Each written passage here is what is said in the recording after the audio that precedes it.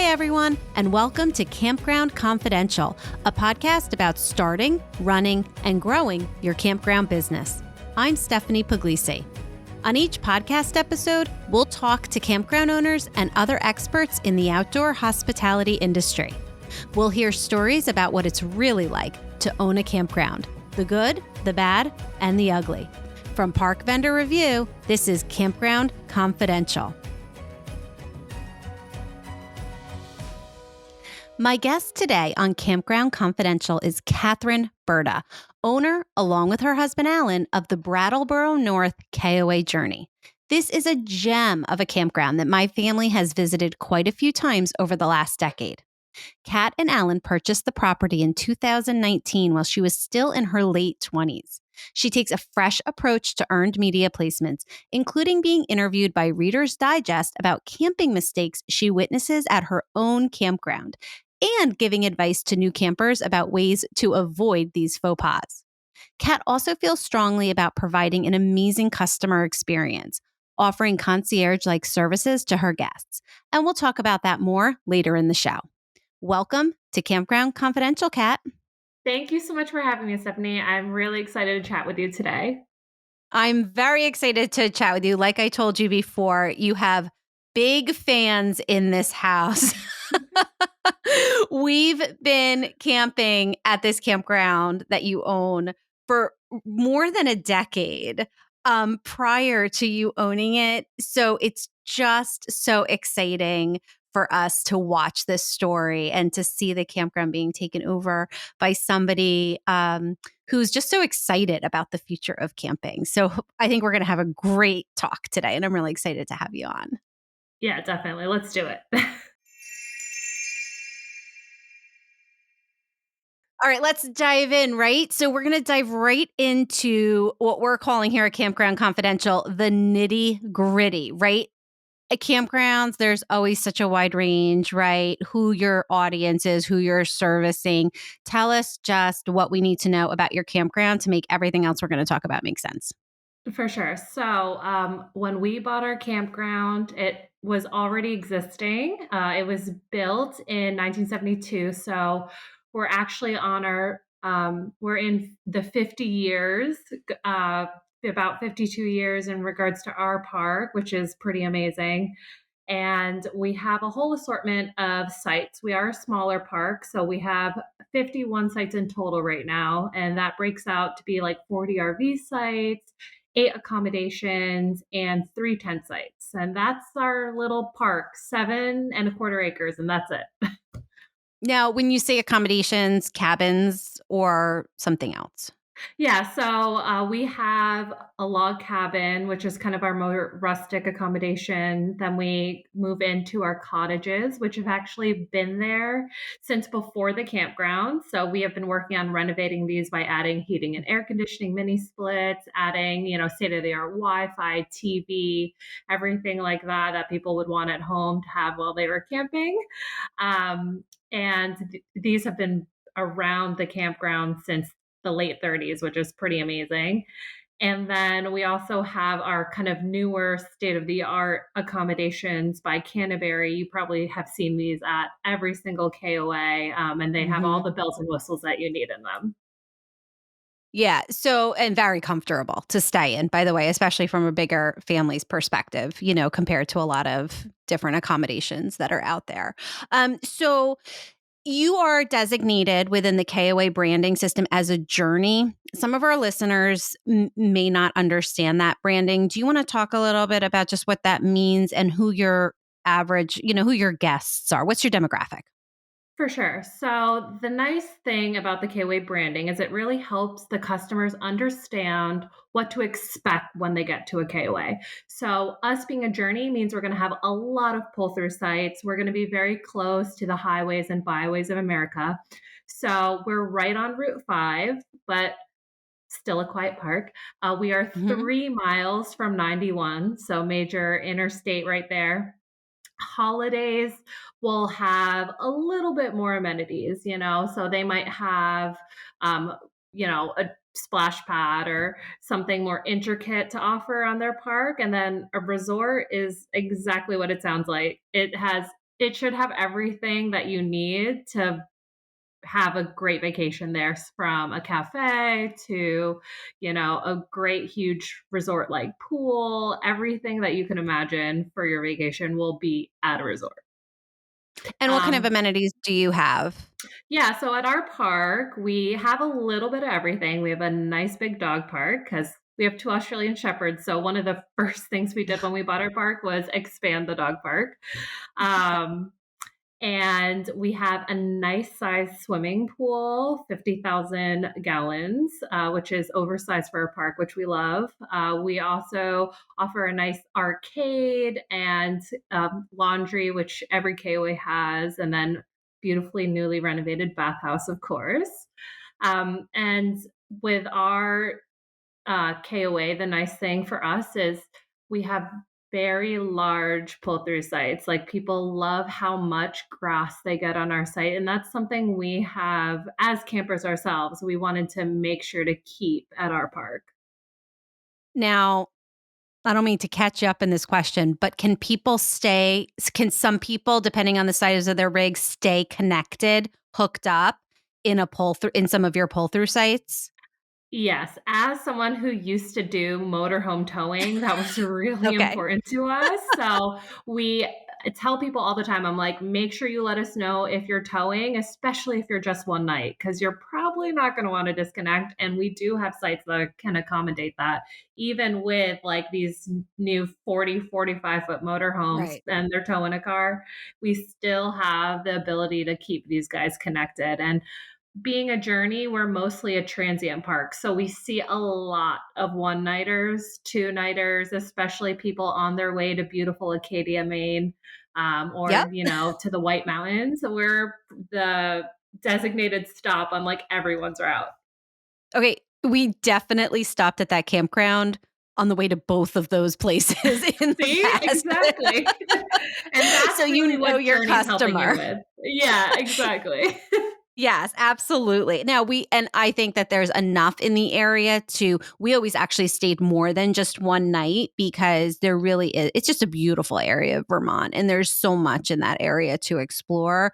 So you can definitely stay longer and have a lot of fun in that area, but for sure it's nice and convenient off of that 91 that you're taking straight up north. Yeah, and I agree. Our If you look at our statistics, we actually have a longer guest stay than the average journey. So Mhm. we are closer to a 3-night stay at our park, and that's definitely because, and it's really on people returning. They would have maybe done the one night on their way to Maine or New Hampshire, and then they were like, "Whoa, there is way more to see and do here than I thought."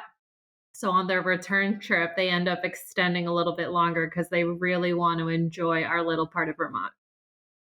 Yes, that tracks with all of our experiences. Okay, so like I said, we were visiting this campground before you owned it. Because we've been going there, I think now, gosh, I think the first visit was probably like 12 years ago or so. It was a while ago.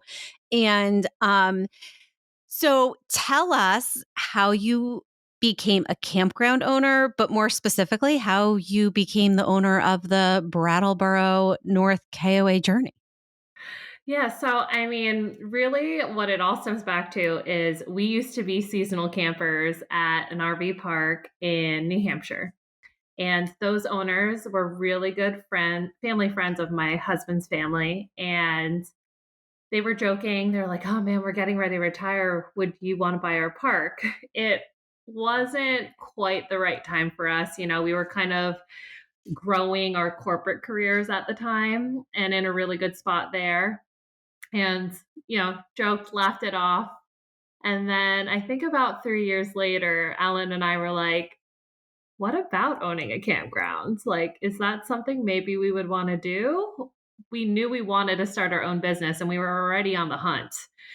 And that's kind of when we started seriously looking. And that was about maybe 2016 at the time. And we worked with a broker initially, and we also checked the KOA listings because they weren't working with brokers at the time. They were just privately listing them. and we looked all over New England. That was important to us. Most of our family's in the Northeast, so we wanted to stay here. None of the campgrounds that the broker brought us were quite right, but we found 2 KOAs that were for sale that we really liked, and when we came to Brattleboro, it kind of was perfect. It was a strong business already. We saw some potential. Um, it was, turnkey enough where we didn't feel like we would have to jump right Mhm. in right away. We could operate it as is, which was really important to us, just so we could get our feet wet without any chaos. And when everything aligns and we had enough money, we gave our offer. And after about 8 months, we closed on March 4th of 2019. Oh, okay, so it was about 3 years from the time you all had "Maybe we should buy a campground" to when you closed on it.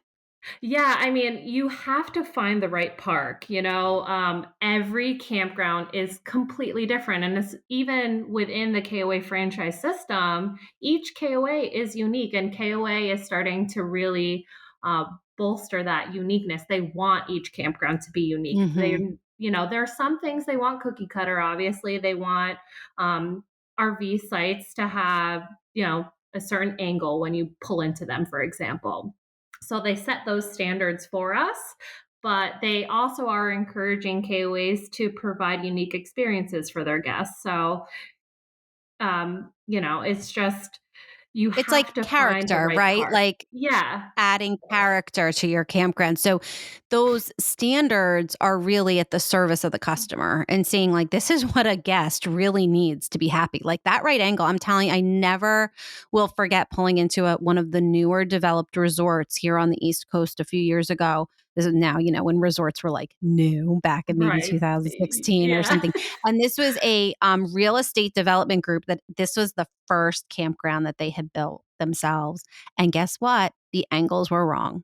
And I was like, Mhm. the people that built this campground didn't know that this was going to be a mess because it was the kind of campground that, attracted the huge fifth wheels and the big trucks. Mhm. And you couldn't get in without Yeah. telling people across the way that they had to move so that Uh, you could get out. Or it was just, I was like, this is going to be a nightmare for them for yeah. years to come. So having those standards is, I mean, like the amount of stress it takes out, away from your guests is really worth it to me. 100%. I agree. And, we've camped in, like I mentioned, motorhome towing. We're in a travel trailer now, and it really does make a difference that first impression you get besides the entrance of your park is the RV site. And it's really important to have all of those looking great, the right angles. There are things that people are looking for. And the nice thing about KOA is they know.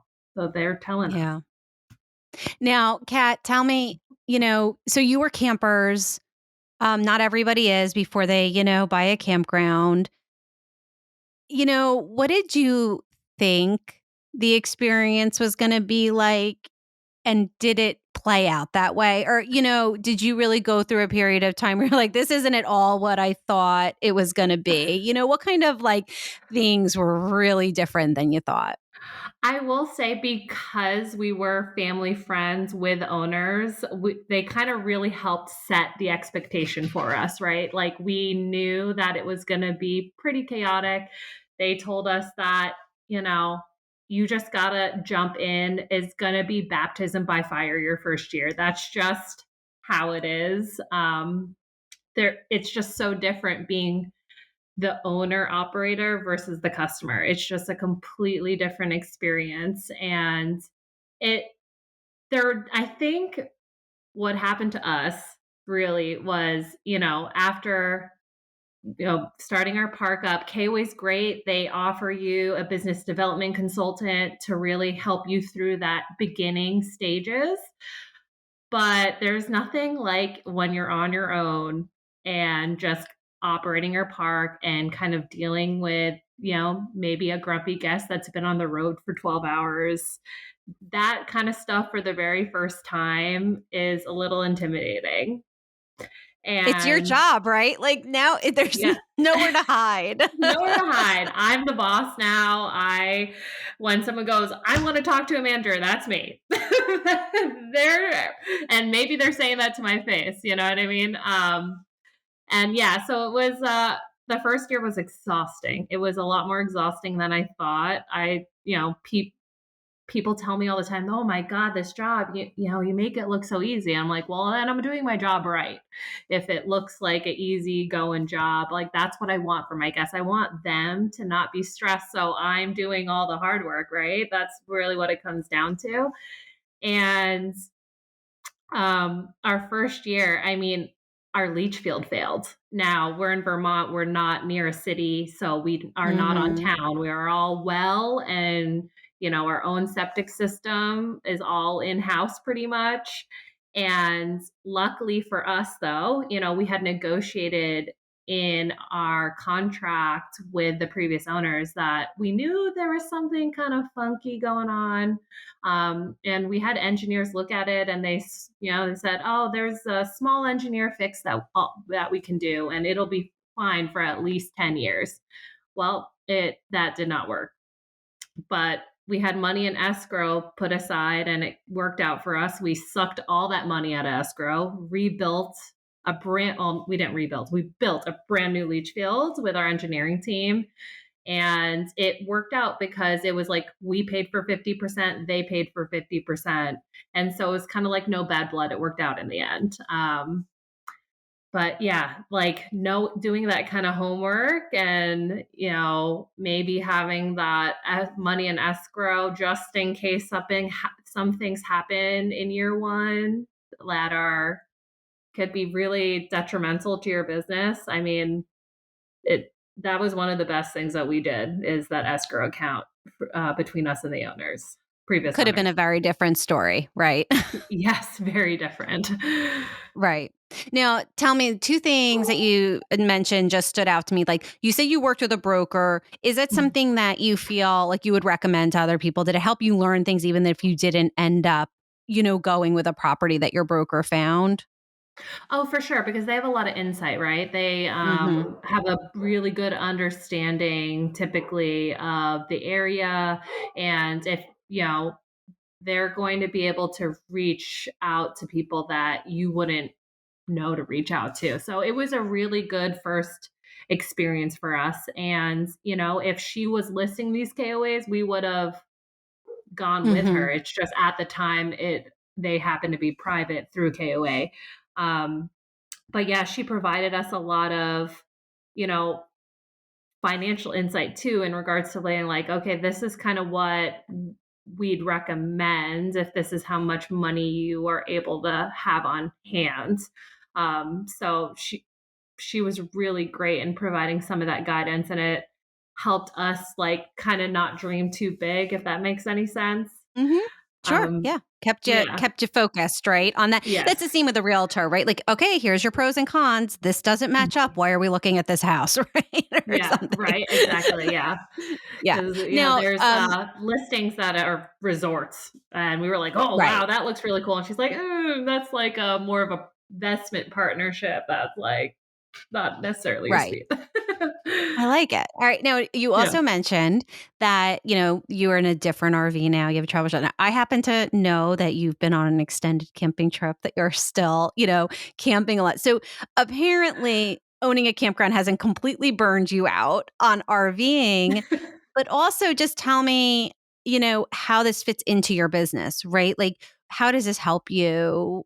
Or does it not? Do you just turn that business side off while you're on your extended winter camping trips? Oh, no, it's excellent. We see it as an R&D opportunity, Mhm. like, we purposely go to state parks, national parks, privately owned campgrounds, other KOAs, maybe we're checking out the competition like Sun or Jellystone or something like that, to help us really understand what the full picture is. Without us doing these experiences, camping other people, meeting other owners, which is always fun, meeting managers, seeing what they're experiencing. It kind of allows us to make our park better. We have taken a lot from our trips to other campgrounds, and we're actually implementing some stuff. So, for example, we were at a state park and we really liked how they laid out their sites. For example, we're kind of looking to extend our gravel a little bit and kind of give people an area for their rugs. We're kind of Mhm. realizing now that, we used to be the anti rug campground. We're like, don't put your rug on my grass. My grass is so beautiful. And I work so hard to make it lush and green for you. Why are you trying to kill it and Yeah. stifle it? Ugh. And so we've seen at a lot of state parks, they kind of do a little gravel bump out. And that's actually something we're going to be implementing because we really like that. And people want to put their rugs out, and Right, we just right. have to So solve go the with that. don't fight the problem, solve the Yes, problem, right? exactly. And yeah. Good. So now we're going to dive into talking about some of the trends that, we're hearing reported out there in the news. And I want to hear from you what aligns. So this is trend talk, right? For a couple minutes here. Tell me, what do you hear? Oh, about multi-generational camping, season extending, electric vehicles, any of those things that we just hear highly reported, solar, the solar event. Mhm. What are you seeing actually occur at your campground? What things are lining up or not lining up with those trends that are being reported? Yeah, so for us, EV is just really starting. KOA is doing a really big initiative with EV, and we actually put our first EV level 2 charger in, which we're really excited about.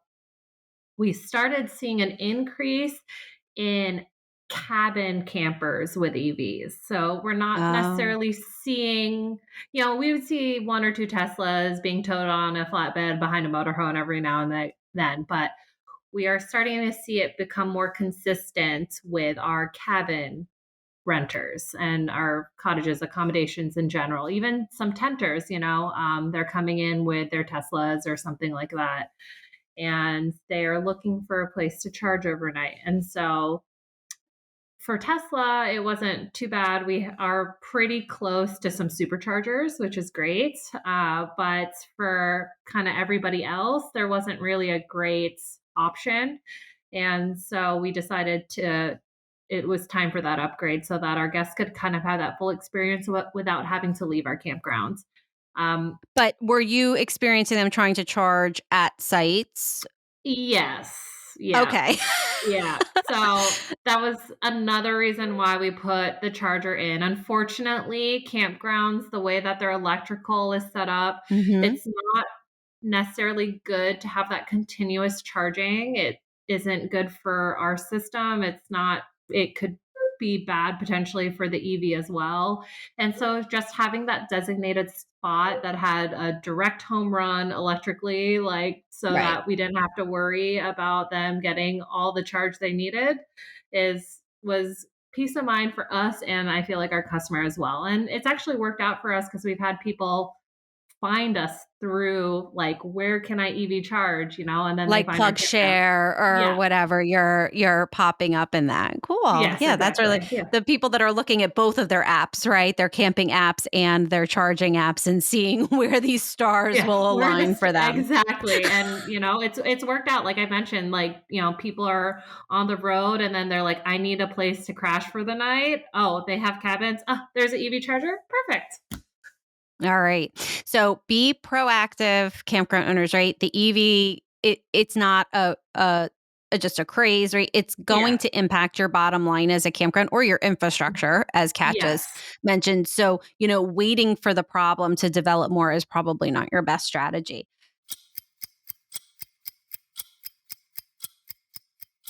So now we're going to dive into our master class with Kat. So I really try to get each campground owner to think about something that they're really proud of, that they do exceptionally, or that they think really makes their campground shine, right?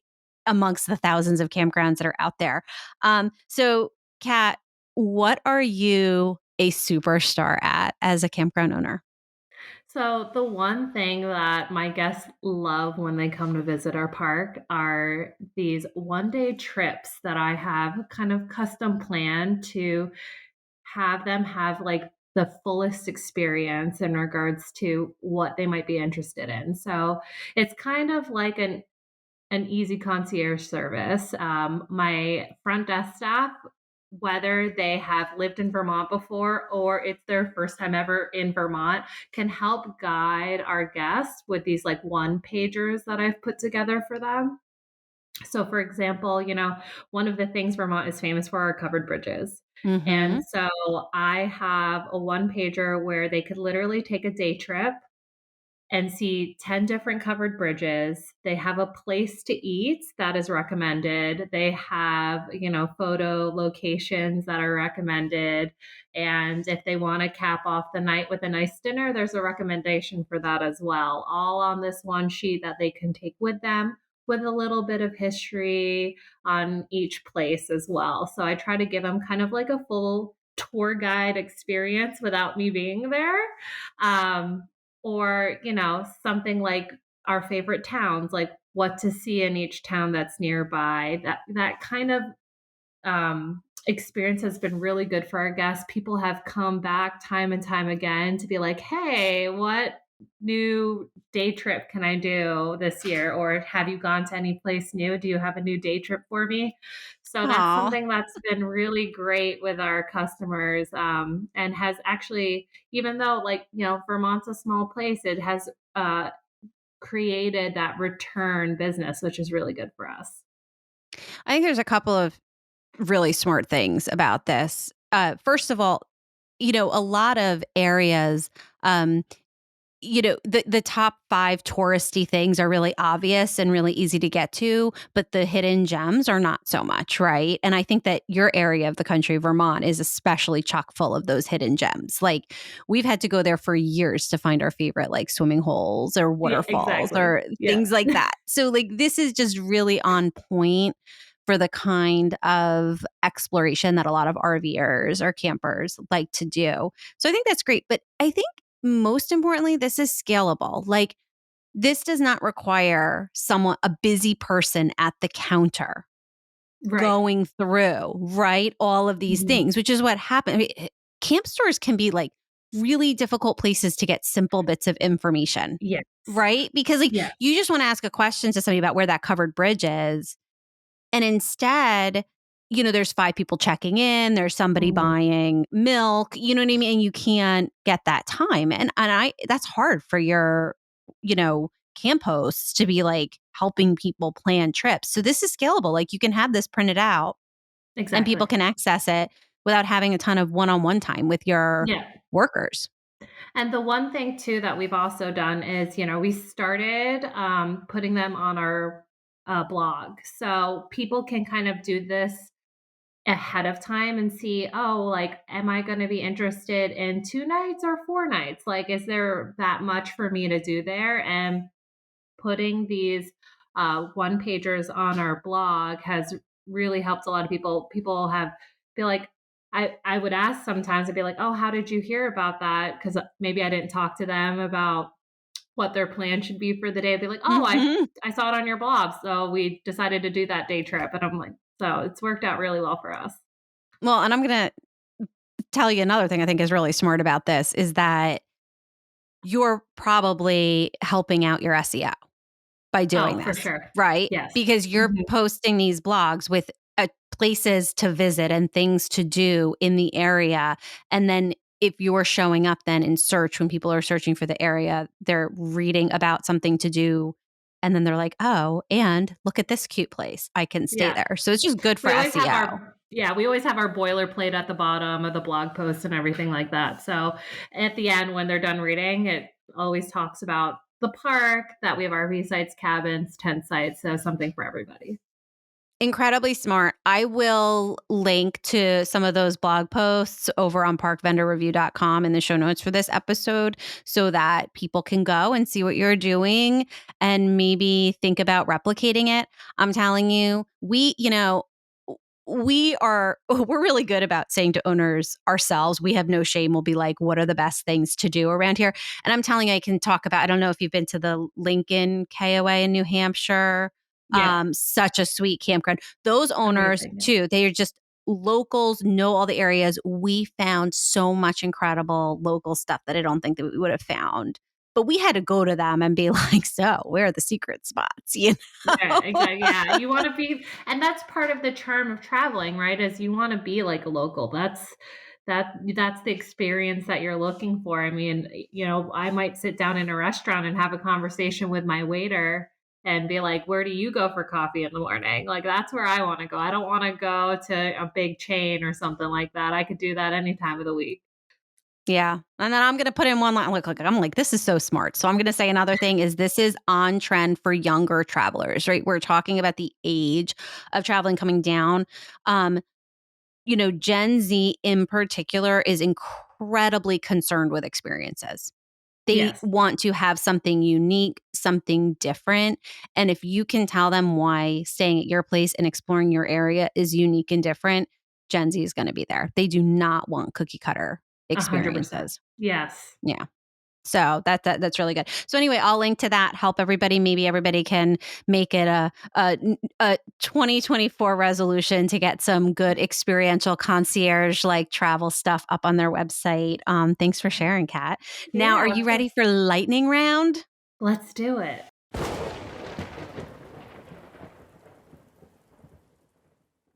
All right, let's dive right in. All right, I got to get my questions out here. Okay, ready. What was the one biggest mistake you made as a new campground owner? I tried to please everybody. And I say that with a grain of salt, right? It's important to give everyone a really good customer experience. But if someone is grumpy and mean and that's their personality, that's just, you can't make them happy. So it's just about Oh my still gosh. Oh wait, that is such a good answer that we should just do another episode on that and we'll because it's like I'm like, "Oh my gosh, already my lightning round is not a lightning round." That's that is a very good, very long topic for another time, but such a Very great true. answer. Yeah. All right, what is your one favorite thing about owning a campground? I love our campers. For the one grumpy guy that we might get, majority of our campers are amazing. They've become really good friends, especially our regulars that come to us year over year. I love them, and that they are the reason why I keep doing what I'm doing. What piece of advice would you give to someone about to purchase their first campground? Take a deep breath and go at your own pace. Don't have people tell you, "Oh, you need to do this to your park and you should do this to your park." You will learn your park and you will learn what needs to get done and you will implement it. All right.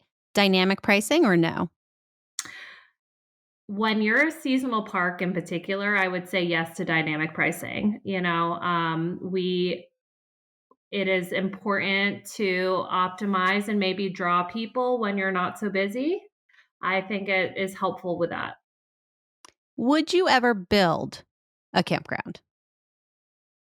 I would, because if I could make it exactly how I have it in my head, I feel like it would be almost a perfect park. I will never say perfect, but it would be nearly there. We could get close. All right. Yeah. Is there a review that you just simply can't shake off? Um, I I think in my first couple years, I would say yes to that question, but coming into my 6th season of ownership, it's pretty easy for me to shake them off now because, like I mentioned, majority of my campers are great, and majority of my campers love our park and love us, so it's pretty easy to shake those bad ones off now. Okay, I love that for you. All right. What is your most controversial campground rule? It probably is my speeding rule. We're really, really strict with it. Good. Yeah, and people get, "Oh, I wasn't driving that fast," and I was like, "Well, you were." there's a big dust cloud behind you, and people go all up in arms about it. I'm not sure why. I love it. If you are kicking up dirt, you're going too fast, right? Exactly. That's not Yep. controversial for me. That sounds right along my line. I love it. Well, Kat, thank you so much for coming on Campground Confidential and talking to us about the experience of buying your sweet little campground in Brattleboro, Vermont. We love it there. And we're so excited that you've taken it over and that you just have all of these plans to keep it as great of a campground as it ever was. Thank you so much for having me, and I hope to see you at our park again soon. I promise. Kat, I absolutely promise. You have my word. All right. Talk to you later. Perfect. Thanks. Bye. Thank you so much for joining us for this episode of Campground Confidential from Park Vendor Review. If you are a campground owner, operator, manager, or employee, make sure to sign up at parkvendorreview.com to search for vendors, read and write reviews, and access our library of resources. If you are a vendor in the outdoor hospitality space, head over to parkvendorreview.com and claim your listing today. We'll be back with another episode of Campground Confidential, but until then, visit us at parkvendorreview.com, where we make vendor decisions simple.